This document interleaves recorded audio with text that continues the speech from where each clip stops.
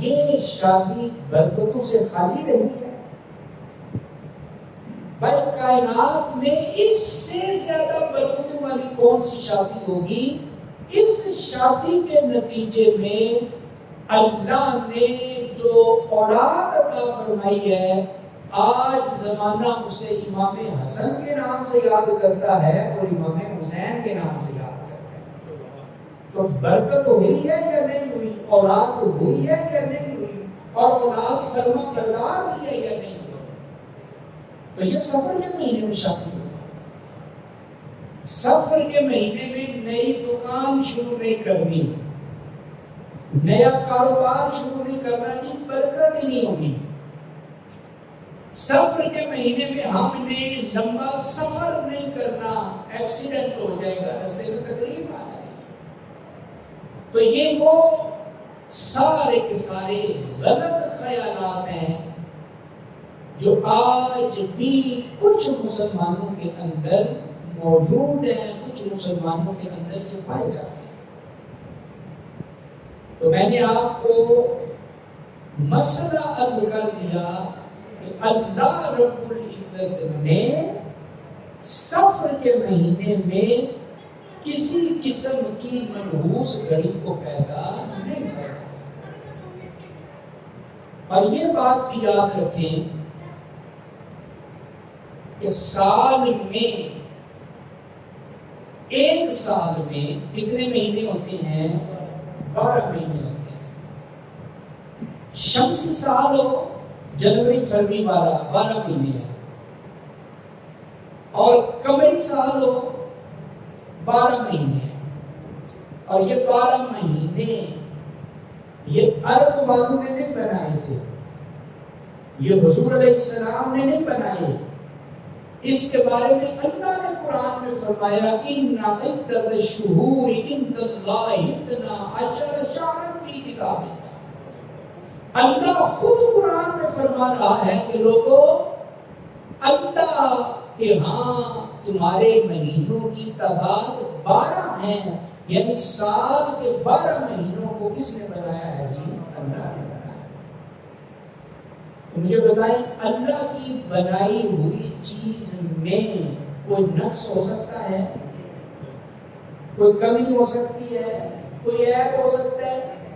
اللہ قرآن میں بار بار فرماتا ہے سبحان ربک رب العزت عما یصفون۔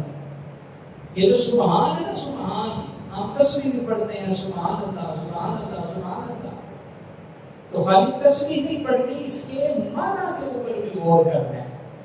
سبحان اللہ کا مطلب یہ ہے اے اللہ تو خود بھی پاک ہے اور تیری بنائی گئی مخلوق میں بھی کسی قسم کا کوئی نقص نہیں ہے۔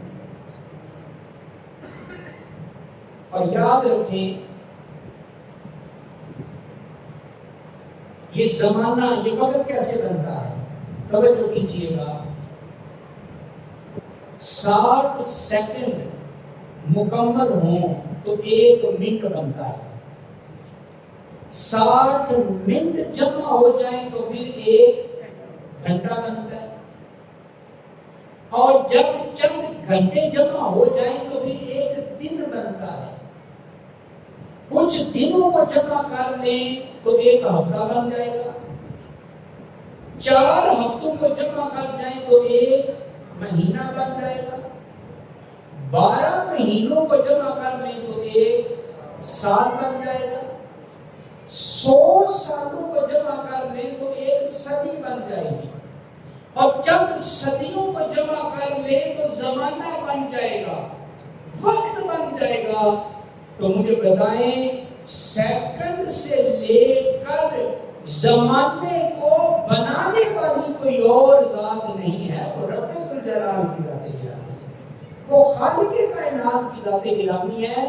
تو رات بھی اللہ نے بنائے، دن بھی اللہ نے بنائے، مہینے بھی اللہ نے بنائے، سال بھی اللہ نے بنائے، زمانہ بھی اللہ نے بنایا، صدیاں بھی اللہ نے بنائی۔ تو اللہ کی کوئی بنائی گئی چیز منحوس ہو سکتی ہے؟ ہرگز نہیں ہو سکتی، بلکہ حدیث قدسی سنیں، حدیث قدسی کیا ہوتی ہے؟ ایک ہے قرآن، ایک ہے حدیث قدسی، اور ایک ہے خالی حدیث۔ یہ تین لفظ آپ سنتے ہیں، ان کا مطلب کیا ہے؟ قرآن کسے کہتے ہیں، حدیث قدسی کسے کہتے ہیں، اور عام حدیث کسے کہتے ہیں؟ ان میں فرق میں ابھی عرض کرنے لگا۔ قرآن اسے کہتے ہیں کہ جس کا مفہوم، معنی، مطلب بھی اللہ نے اتارا ہے، اور قرآن میں جتنے لفظ ہیں وہ بھی اللہ نے نازل فرمائے۔ یہ جو ہم قرآن پاک کی تلاوت کرتے ہیں نا، الحمدللہ رب العالمین، الف لام میم ذالک الکتاب لا ریب فیہ لا یحب اللہ الجہر بالسوء الرحمن علم القرآن یاسین والقرآن الحکیم یا ایھا المزمل قم اللیل الا قلیلا یا ایھا المدثر لا اقسم بهذا البلد والشمس وضحاها والمرسلات عرفا والذاريات ذروا ويل للمطففين والضحى والليل إذا سجى والتين والزيتون ألم نشرح لك صدرك قل هو الله أحد۔ تو الحمد کی الف سے لے کر والناس کی سین تک یہ ہم جتنے لفظ تلاوت کرتے ہیں ان کا مفہوم بھی اللہ تعالیٰ نے نازل کیا ہے، اور ان لفظوں کو بھی خود اللہ تعالیٰ نے نازل فرمایا۔ یہ قرآن کی تعریف ہے۔ قرآن کا معنی بھی اللہ نے اتارا، اور قرآن کے لفظ بھی کس نے اتارے؟ ہونے اللہ نے اتارا۔ اب اس کے بعد دوسرے نمبر پہ ہے حدیث قدسی۔ کیا میں نے لفظ بولا ذرا؟ حدیث قدسی۔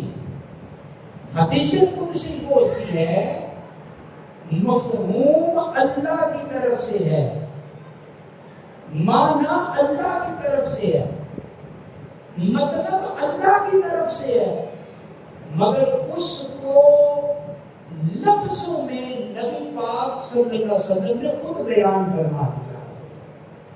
اللہ نے جب ہم سے کوئی بات کرنی ہوتی تو اللہ نے کہا کہ حبیب اپنے غلاموں کو یہ کہہ دو، یہ کہہ دو، یہ کہہ دو، یہ کہہ دو، مگر لفظ نہیں اتارے صاحب۔ لفظ جو اترتے تھے وہ قرآن ہوتا تھا۔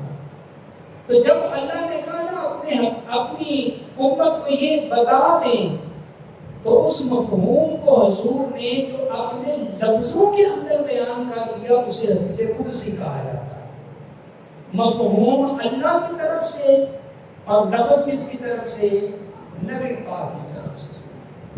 اور تیسرے نمبر پہ ہے حدیث، عام جسے ہم کہتے ہیں فرمان رسول، حدیث رسول۔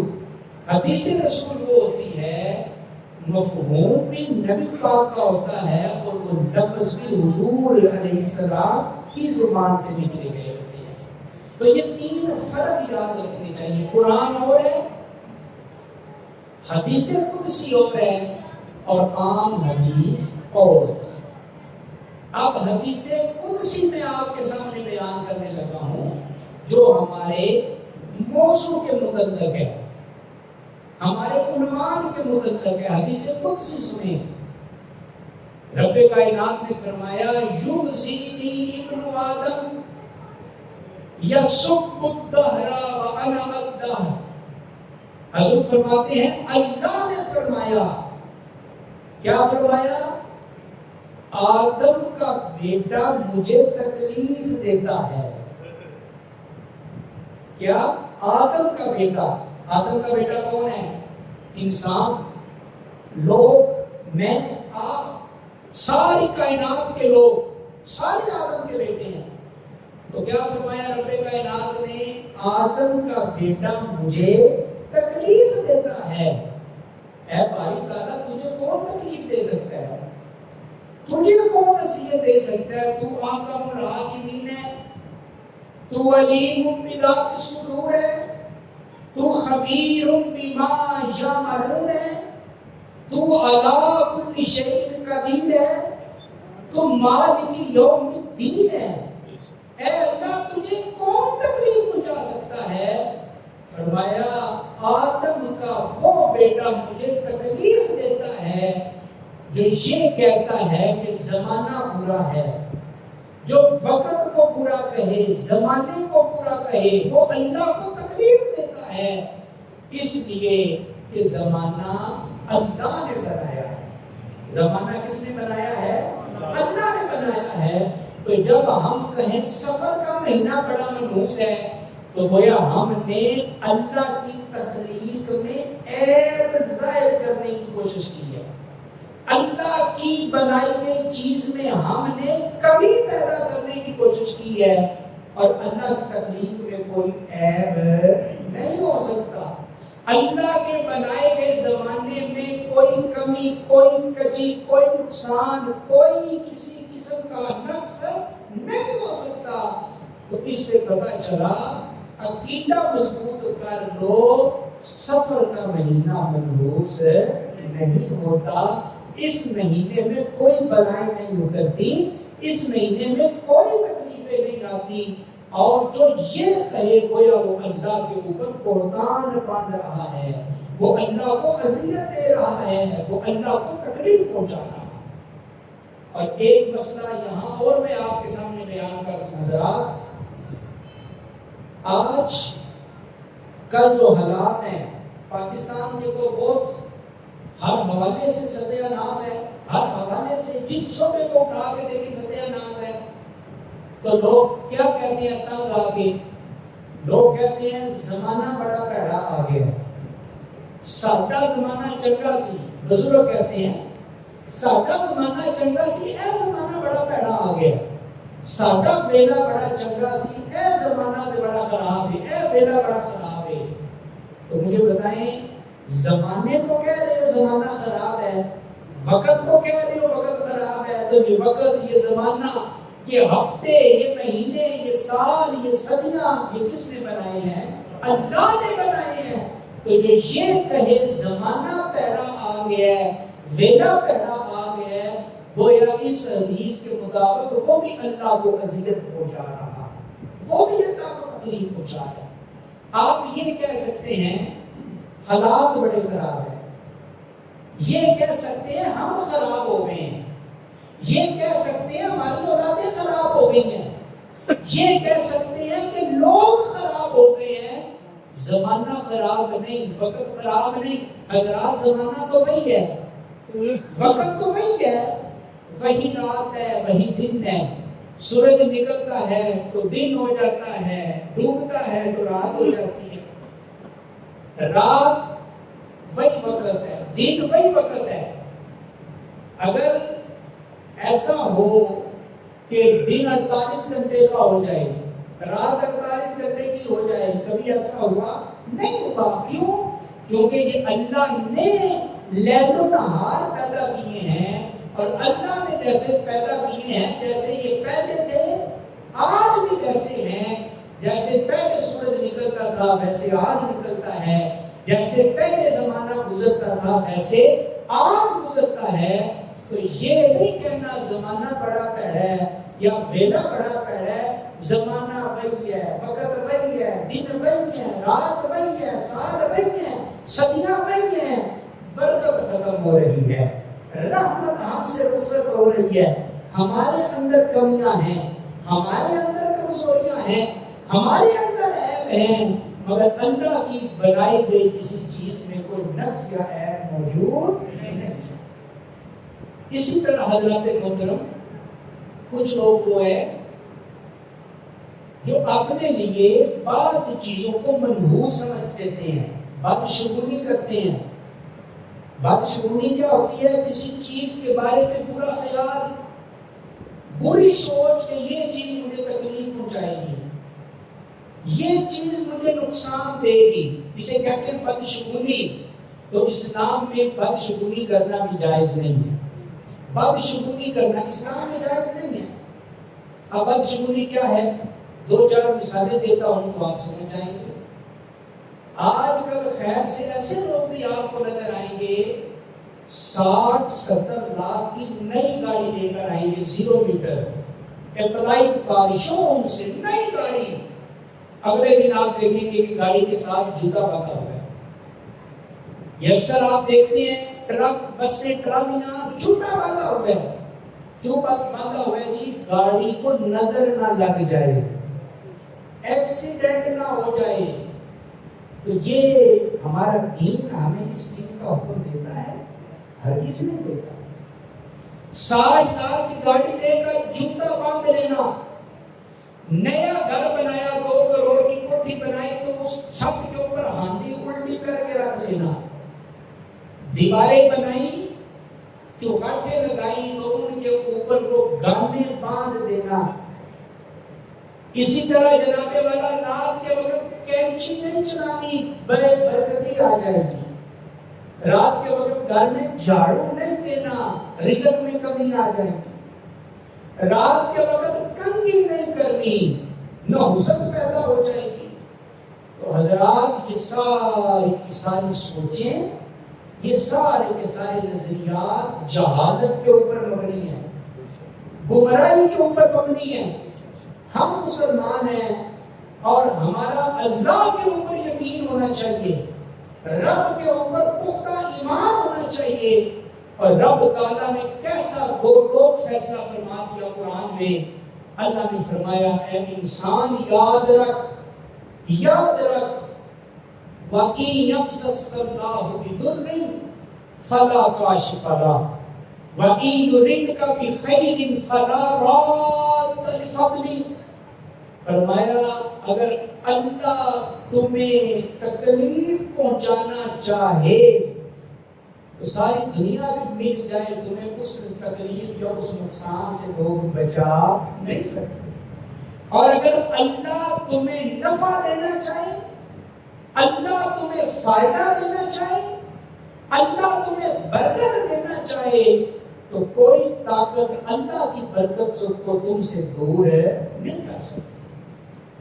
حضرات محترم ایمان پکا رکھیں, ایمان مضبوط رکھیں. صبح صبح کالی بلی دیکھ کے واپس نہیں آنا, رستہ نہیں بدلنا کہ کالی بلی دیکھ لی آج کا دن بڑا خراب گزرنا ہے. صبح دکان پہ آنے والے پہلے گاہک کو ادھار بھی دے دیا کریں ادھار. ہر دکاندار سے پوچھیں, وہ کہتے ہیں پہلا گاہک ادھار نہیں کرنا, ورنہ سارا دن بھی ادھار کے اوپر جائے گا. یار اتنا مضبوط, اتنا کمزور ایمان ہے تیرا اللہ کے اوپر, اتنا کچا ایمان ہے تیرا رب کے اوپر. تم نے پہلے ادھار والے گاہ کو منحوس سمجھ لیا. ہو سکتا ہے وہ مجبور ہو, وہ بھی تو اللہ کا بندہ ہے, وہ بھی تو نبی پاک کا غلام ہے. تم نے اسے منحوس سمجھ لیا کہ میں نے تمہیں ادھار دینا ہی نہیں, سارا دن ہی ادھار جائے گا. یہ جہالت ہے, یہ سراسر جہالت ہے. اور حضرات 3 باتیں یاد رکھیں, 3 باتیں, اور یہ نچوڑ ہے. بعض چیزیں ایسی ہوتی ہیں وہ نچوڑ ہوتی ہیں زندگی کا. بزرگوں کے پاس بیٹھے نا, وہ آپ کو ایسی باتیں سنائیں گے جو واقعی تندرست ہیں. کیوں؟ کیونکہ وہ ان کی 60, 70, 80 سال کی زندگی کا تجربہ ہوتا ہے. تو بعض لفظ ایسے ہوتے ہیں, بعض جملے ایسے ہوتے ہیں جو 10, 20, 50 کتابوں کا نچوڑ ہوتے ہیں. اب وہ 3 جملے میں آپ کے سامنے عرض کرنے لگا ہوں. اگر آپ اسے صرف ذہن سے نہیں دل سے سنیں گے تو انشاءاللہ زندگی میں کبھی کمزور نہیں پڑیں گے, زندگی میں کبھی رزق کی کمی کی وجہ سے پریشان نہیں ہوں گے, زندگی میں ڈر خوف لوگوں کا آپ کے ذہن سے نکل جائے گا. 3 جملے یاد رکھ لیں اور یہ ہمارا ایمان ہے. پہلا جملہ حضرات یاد رکھیں, زندگی اور موت کا دائرہ اختیار کس کے پاس ہے؟ اللہ کا. سارے بولیں کس کے پاس ہے؟ اللہ کا. زندگی اور موت یہ اختیار کس کے پاس ہے؟ اللہ کے پاس ہے. تو جب ہمارا ایمان ہے اللہ نے موت دینی ہے تو موت آنی ہے, تو پھر لوگوں سے ڈرنے کی کیا ضرورت ہے؟ پھر بزدل بننے کی کیا ضرورت ہے؟ پھر کمزور پڑنے کی کیا ضرورت ہے؟ بھائی جو رات اللہ نے ہماری قبر میں لکھی ہے ہم جو مرضی کر لیں وہ ہم گھر میں نہیں گزار سکتے. تو جب زندگی موت اللہ کے پاس ہے تو پھر مخلوق سے ڈرنے کی ضرورت نہیں. دوسری بات عزت ذلت یہ کس کے پاس ہے؟ وَتُعِزُّ مَن تَشَاءُ وَتُذِلُّ مَن تَشَاءُ. اللہ جسے چاہے ذلیل کر دے, اللہ جسے چاہے عزت کا تاج عطا فرما دے. تو جب عزت ذلت بھی اللہ کے پاس ہے تو پھر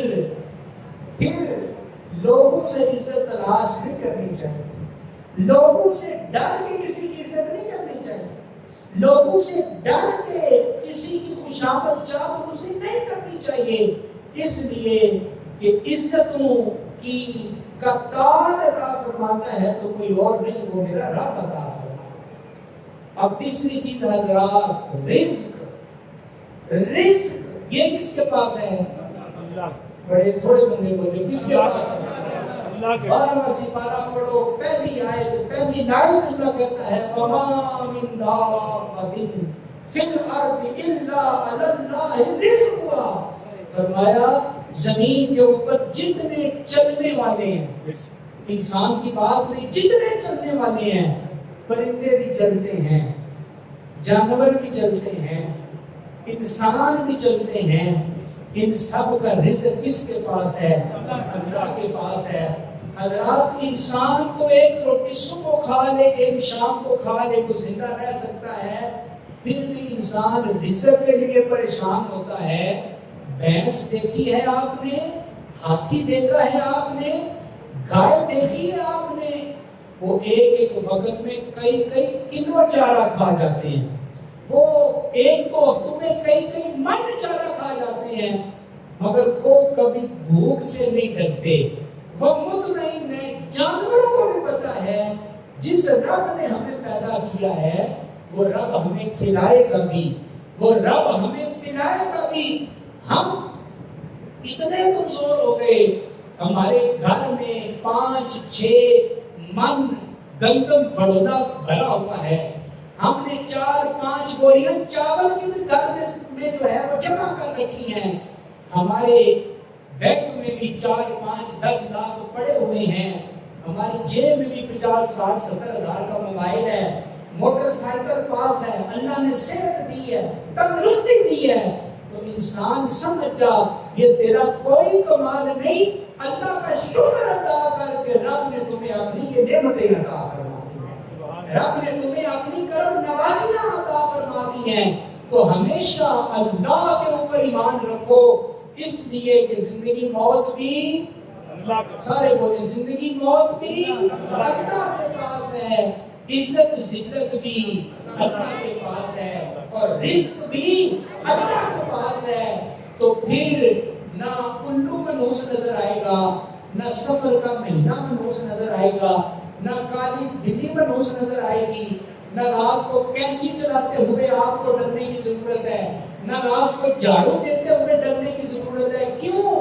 کیونکہ ہمارا ایمان اللہ کے اوپر ہے, اور ہمارا ایمان ہے کہ اللہ کے چاہنے کے بغیر کائنات کا ذرہ بھی حرکت نہیں کر سکتا, بارش کا ایک قطرہ بھی اللہ کے اذن کے بغیر زمین کے اوپر نہیں گر سکتا, اور درخت کا چھوٹے سے چھوٹا پتا بھی ٹہنی سے ٹوٹ کے زمین پہ نہیں گر سکتا. رب کا اذن ہوگا تو پتا گرے گا, رب کا اذن ہوگا تو بارش آئے گی, رب کا اذن ہوگا تو ریت کا ذرہ ادھر سے ادھر جائے گا. تو اپنے رب کے اوپر ایمان پکا رکھو, رب کے اوپر یقین پکا رکھو.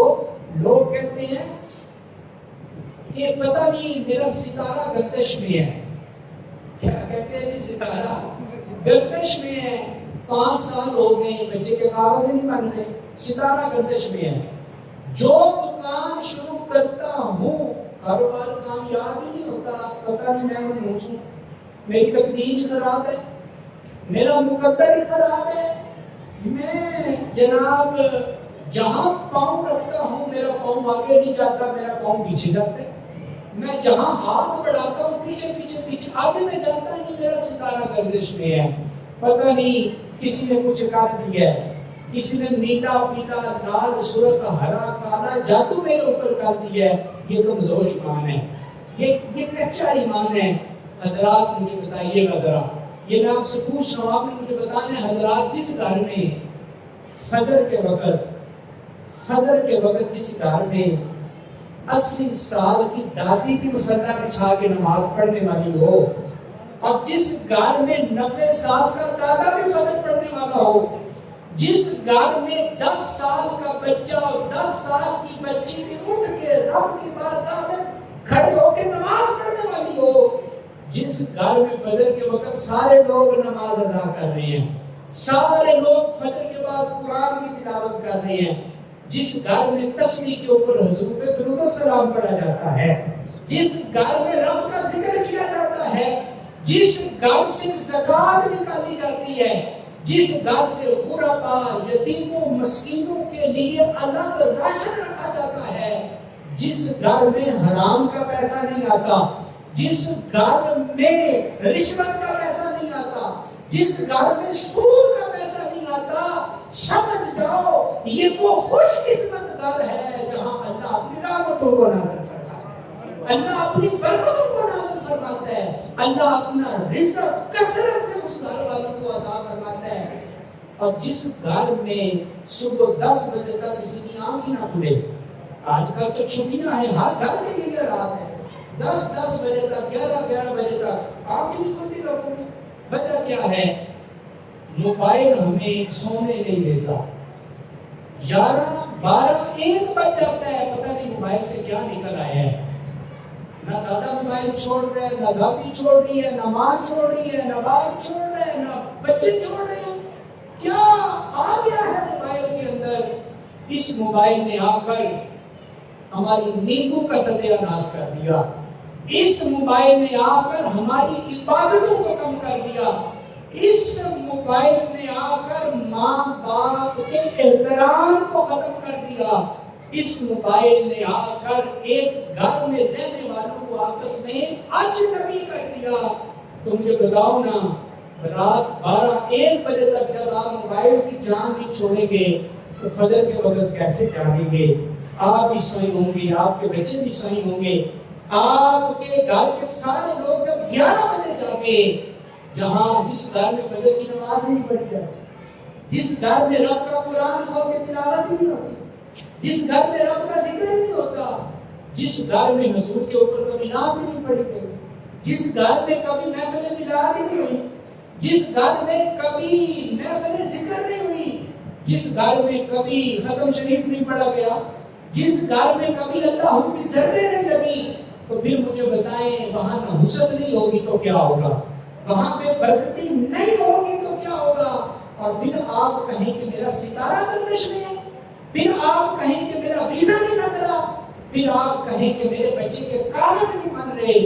حضرات، ستارہ گردش میں نہیں، اپنی اصلاح کریں، اپنے آپ کو اللہ کے قریب کریں، اپنے آپ کو عبادتوں کے قریب کریں۔ اللہ نے قرآن میں 2 فیصلہ فرما دیا، فرمایا ما اصابک من حسنۃ فمن اللہ وما اصابک من سیئۃ فمن نفسک۔ فرمایا اے انسان، جب تمہیں کوئی خیر ملے، تمہیں کوئی نعمت ملے، تمہیں کوئی خوشی ملے، تمہیں کوئی اچھی خبر ملے، تو یاد رکھ یہ اللہ کی طرف سے ہے، یہ رب نے تیرے اوپر کرم فرما دیا ہے، یہ رب نے تیرے اوپر فضل فرما دیا ہے۔ اور جب تجھے برائی پہنچے، اب توجہ کیجیے، یہ قرآن ہے، قرآن ہے اللہ کا، جب تمہیں برائی پہنچے، تکلیف پہنچے، اذیت پہنچے، نقصان پہنچے، فمن نفسی، فرمایا یہ تیرے اپنے اعمال کا نتیجہ ہے، یہ تیرے اپنے شامت اعمال کا رزلٹ ہے۔ اور تو کہتا ہے ستارہ گردش میں، تو کہتا ہے سفر کا مہینہ بڑا منحوس ہے، تو کہتا ہے 60 لاکھ کی گاڑی لے کے جوتا نہ باندھا گاڑی میں تو ایکسیڈنٹ ہو جائے گا۔ تو حضرات، اپنا ایمان مضبوط کریں اللہ کے اوپر، ہم مسلمان ہیں اور مسلمان کا ایمان کچا نہیں ہوتا۔ آج کل تو اخبار بھی آ گئے ہیں، باقاعدہ ان میں ایک کالم ہوتا ہے آپ کا ہفتہ کیسے گزرے گا، جی آپ کا مہینہ کیسے گزرے گا، اپنی ڈیٹ آف برتھ بتائیں کیا ہے، کس مہینے پیدا ہوئے، کس تاریخ کو پیدا ہوئے، پھر آپ دیکھیں کہ آپ کا دن کیسے گزرے گا، آپ کا ہفتہ کیسے گزرے گا، آپ کا مہینہ کیسے گزرے گا، اور ہم دیکھ رہے ہوتے ہیں، ہم قسمت کا حال اخبار سے تلاش کر رہے ہوتے ہیں، ہم تو اتنے جو ہے وہ ہماری حالت ہو گئی، ہم سڑک کنارے بیٹھے ہوئے انگوٹھا چھاپ بندے سے جو کبوتر رکھ کے اور طوطے رکھ کے فالے نکالتا ہے، ہم ان ان پڑھ لوگوں سے اپنی قسمت کا حال معلوم کریں، ان ان پڑھ لوگوں سے۔ تو یاد رکھیں یہ سارے کے سارے معاملات اللہ رب العزت کے پاس ہوتے ہیں، کہ ہاتھ کی لکیریں ان میں کچھ نہیں ہوتا۔ ایک بندہ کہنے لگا ہاتھ دکھائیں میں بتاؤں آپ کی عمر کتنی ہے، دولت کتنی ہے، زندگی کتنی ہے، میں نے کہا اچھا یہ ہاتھ میں کیا، ہاتھ میں تقدیر لکھی ہوئی ہے، ہاتھ میں مقدر لکھا ہوا ہے۔ میں نے کہا پھر وہ بندہ جو بیچارہ پیدائشی طور پہ معذور پیدا ہوتا ہے، جس کے ہاتھ ہی نہیں ہوتے، پھر مجھے بتاؤ اس کی تقدیر کہاں پہ لکھی ہوتی ہے؟ بھائی قسمت تو ان کی بھی ہوتی ہے جن کے ہاتھ نہیں ہوتے۔ تو یہ سب بے وقوفوں والی باتیں ہیں، جاہلانہ باتیں ہیں۔ اللہ کے اوپر ایمان پکا رکھیں، محنت کریں، کوشش کریں، نتیجہ اللہ کی ذات کے اوپر چھوڑیں، انشاءاللہ اللہ آپ کو ضرور کامیاب فرمائے گا۔ اللہ عمل کی توفیق عطا فرمائے، آمین۔ وما علینا